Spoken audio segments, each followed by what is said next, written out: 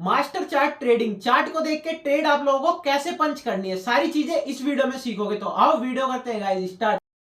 ज्यादातर beginner trader को पता नहीं होता कि कैसे मार्केट में परफेक्ट एंट्री और एग्जिट करेंगे, क्योंकि उन्हें चार्ट रीडिंग करना नहीं आता है।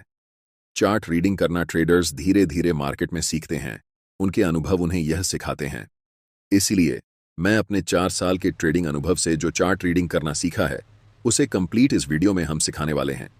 जब आपको चार्ट रीडिंग करना आता है, तब आप कंफ्यूज नहीं होते कि मार्केट में कब एंट्री करनी है और कब एग्जिट करनी है, जिससे आप स्ट्रॉन्ग ट्रेडिंग डिसीजन बना पाते हैं। शुरू करते हैं वीडियो को और स्टेप बाय स्टेप गाइड सीखते हैं कि कैसे लाइव मार्केट में चार्ट को रीड करके ट्रेड में एंट्री और एग्जिट करते हैं। चार्ट रीडिंग करने के लिए सबसे पहले आपको पता होना चाहिए कि चार्ट में बनने वाले कौन कौन से मोस्ट पावरफुल कैंडलस्टिक पैटर्न होते हैं। अगर आप इन 6 सबसे पावरफुल कैंडलस्टिक पैटर्न को सीख लेते हैं, तो आपको और कोई कैंडलस्टिक पैटर्न सीखने की जरूरत नहीं है, क्योंकि यही सबसे पावरफुल कैंडलस्टिक चार्ट्स पर देखने को मिलते हैं और इनकी एक्यूरेसी सबसे ज्यादा होती है। कैंडलस्टिक 2 तरह के होते हैं, पहले बुलिश कैंडलस्टिक पैटर्न और दूसरा बेयरिश कैंडलस्टिक पैटर्न, और हर एक ट्रेडर के लिए दोनों तरह के कैंडलस्टिक पैटर्न बराबर इंपॉर्टेंट होते हैं। सबसे पहले हैमर कैंडलस्टिक पैटर्न है और इसका just opposite inverted hammer candlestick pattern होता है। Second most powerful candlestick pattern bullish engulfing होती है और इसका just opposite bearish engulfing candlestick pattern होता है। Third most powerful candlestick pattern morning star candlestick pattern होती है और इसका just opposite evening star candlestick pattern होती है। ऊपर के रो में दिख रहे सभी candlestick pattern bullish candlestick pattern हैं और नीचे वाले रो में जो भी कैंडलस्टिक दिख रही हैं, ये सारे बेयरिश कैंडलस्टिक पैटर्न हैं। इन सभी 6 मोस्ट पावरफुल कैंडलस्टिक पैटर्न के ऊपर मैंने एक सेपरेट वीडियो बनाया है, जिसे आप इस वीडियो को देखने के बाद जरूर देख लेना, लिंक डिस्क्रिप्शन में है।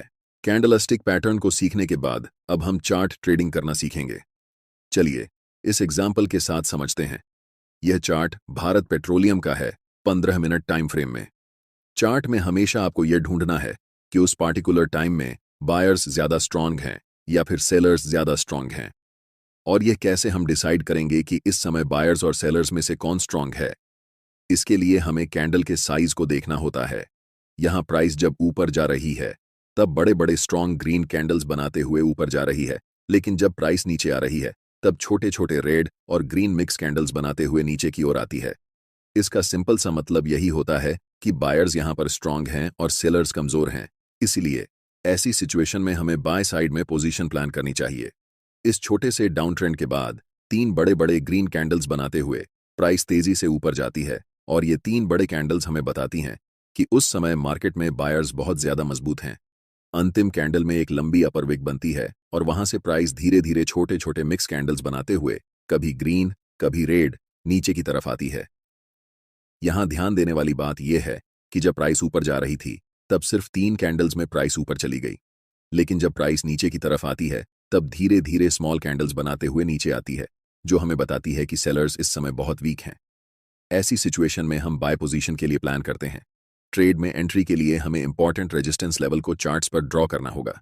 जैसे ही प्राइस बड़े ग्रीन कैंडल्स बनाते हुए रेजिस्टेंस लेवल के ऊपर क्लोज करती है, तब हम ट्रेड में एंट्री लेंगे, जिसमें हमारा स्टॉप लॉस ब्रेकआउट कैंडल के लो के नीचे होगा और टारगेट स्विंग हाई या फिर 1:3 रिस्क रिवॉर्ड रख सकते हैं। यहां हम एक डाउन ट्रेंड के उदाहरण पर चर्चा करेंगे।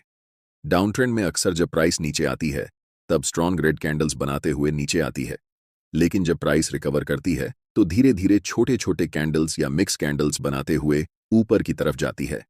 इस सेटअप का मतलब यह होता है कि इस समय बायर्स बहुत कमजोर होते हैं और सेलर्स ज्यादा मजबूत होते हैं। इसलिए हमें ऐसी सिचुएशन में सेल साइड पोजीशन प्लान करनी चाहिए।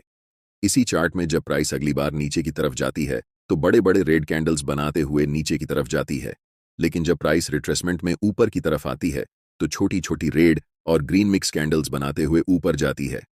यह हमें बताता है कि बायर्स इस समय बहुत कमजोर हैं और सेलर्स बहुत ज्यादा स्ट्रांग हैं। इसलिए हम सेल साइड में पोजीशन बनाएंगे। ट्रेड में एंट्री के लिए सबसे पहले हमें इंपॉर्टेंट सपोर्ट लेवल को ड्रॉ करना होगा। जब भी प्राइस इस सपोर्ट लेवल को ब्रेक करके नीचे की तरफ क्लोज होती है, तब हमें सेल साइड में एंट्री बनानी है।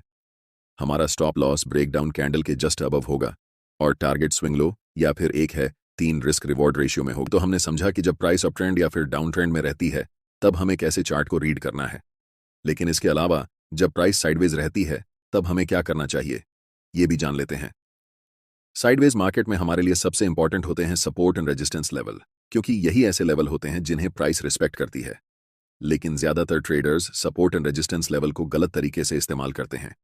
मैं आपको एक एडवांस तरीका बताऊंगा जिससे आप इंट्राडे या ऑप्शंस ट्रेडिंग में सबसे ज्यादा एक्यूरेसी हासिल कर सकते हैं। स्क्रीन पर दिख रहा चार्ट 3 मिनट टाइम फ्रेम का है और यह 5 सितंबर का है। यहां पर प्राइस रेंज बाउंड है, यानी प्राइस एक पार्टिकुलर रेजिस्टेंस लेवल पर जाती है और वहां से लौटकर एक पार्टिकुलर सपोर्ट लेवल पर आती है। इन दोनों रेजिस्टेंस और सपोर्ट लेवल के बीच में प्राइस समय बिता रही है। अब ऐसी सिचुएशन में ट्रेडर्स के मन में कंफ्यूजन होता है कि उन्हें ब्रेकआउट में ट्रेड लेना चाहिए या फिर रेजिस्टेंस से सपोर्ट तक और सपोर्ट से रेजिस्टेंस तक ट्रेड लेना चाहिए। इस कॉन्सेप्ट के बाद आपके मन में यह कंफ्यूजन नहीं रहेगी, इसलिए वीडियो को ध्यान से देखना। जब भी प्राइस बिना टाइम स्पेंड किए डायरेक्ट किसी भी इंपॉर्टेंट लेवल, चाहे वह रेजिस्टेंस हो या सपोर्ट एरिया, को ब्रेक करती है, ज्यादातर समय वह ब्रेकआउट फेल या ब्रेकडाउन फेल होता है। छोटे टाइम फ्रेम में जब हम ऑप्शंस या इंट्राडे ट्रेडिंग करते हैं तो यह एक ट्रैप होता है।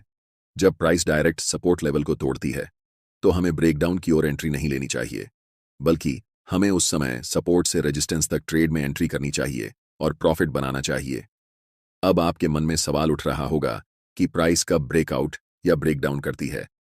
इसे पहचानना बहुत आसान है, ज्यादा मुश्किल नहीं।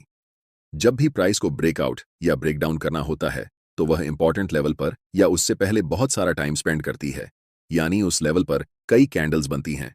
इसके पीछे एक साइकोलॉजी होती है। ज्यादातर ट्रेडर्स सोचते हैं कि जब प्राइस सपोर्ट से रेजिस्टेंस तक या रेजिस्टेंस से सपोर्ट तक जाती है तो इस बार भी ऐसा ही होगा, लेकिन उनके लिए यह एक ट्रैप होता है। प्राइस वहां ज्यादा टाइम इसलिए स्पेंड करती है ताकि बड़े ट्रेडर को लिक्विडिटी मिल सके। रिटेल ट्रेडर्स बाय पोजीशन में एंट्री लेते हैं और उनका स्टॉप लॉस सपोर्ट एरिया के ठीक नीचे होता है। जैसे ही प्राइस इस सपोर्ट एरिया को तोड़ती है, उन सभी रिटेल ट्रेडर्स का स्टॉप लॉस हिट होता है और प्राइस स्ट्रांगली बड़े बड़े रेड कैंडल्स बनाते हुए नीचे निकल जाती है। इसलिए ब्रेकआउट या ब्रेकडाउन से पहले हमें यह देखना होता है कि प्राइस इंपॉर्टेंट लेवल पर टाइम स्पेंड कर रही है या नहीं। अगर प्राइस ऐसे लेवल पर टाइम स्पेंड करती है और तब ब्रेकडाउन या ब्रेकआउट करती है तो हमें ब्रेकआउट या ब्रेकडाउन ट्रेड में एंट्री लेनी चाहिए। यह कॉन्सेप्ट आपके लिए सबसे ज्यादा इंपॉर्टेंट है, क्योंकि ज्यादातर इंट्राडे या ऑप्शन ट्रेडर्स सपोर्ट और रेजिस्टेंस लेवल को गलत तरीके से ट्रेड करते हैं, इसलिए मैंने इस कॉन्सेप्ट को डिटेल में समझाया है। ट्रेड में एंट्री करने के लिए आपका स्टॉप लॉस टाइम स्पेंड करने वाली कैंडल के ऊपर होगा और टारगेट स्विंग लो या 1:3 रिस्क रिवॉर्ड रेशियो हो सकता है। आज के वीडियो में बस इतना। आई होप गाइस वीडियो आप लोगों को पसंद आई होगी। अगर कोई भी डाउट है तो नीचे कमेंट जरूर करना। बाकी मिलता हूं आप लोगों से किसी और वीडियो में। नेक्स्ट वीडियो आप लोगों से मिस ना हो, चैनल सब्सक्राइब कर लेना। तब तक के लिए जय श्री राम भाई।